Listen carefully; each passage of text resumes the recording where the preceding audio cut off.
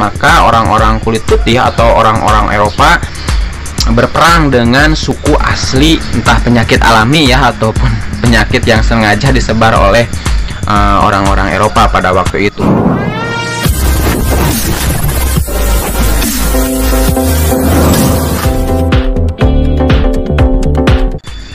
Assalamualaikum warahmatullahi wabarakatuh. Selamat datang kembali di channel Firman Historical Project.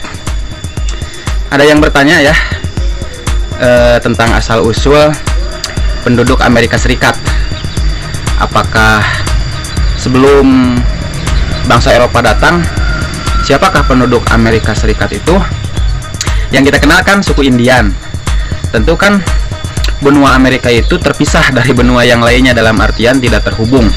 Kalau kita berbicara bahwa teori penyebaran umat manusia itu berasal dari satu keturunan, Nabi Adam dan Siti Hawa, tentu kan pasti menyebarkan, tidak lantas langsung ada di benua Amerika.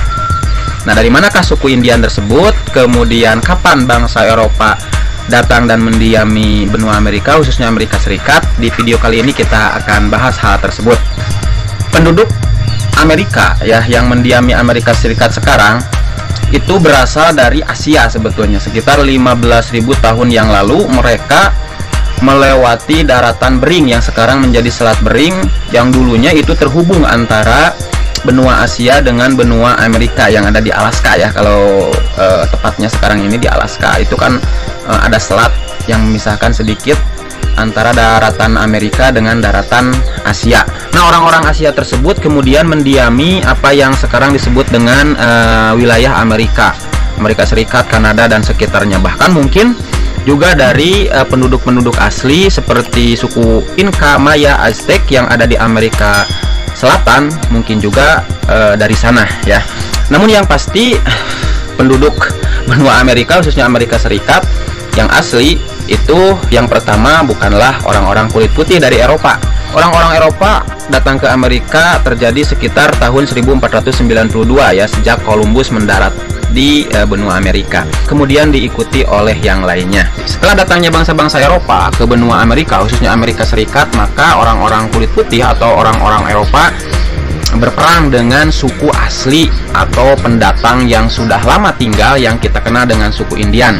Dimana pada waktu itu suku Indian yang jumlahnya banyak namun menggunakan senjata-senjata yang tradisional bisa dikalahkan, dan secara kuantitas makin berkurang.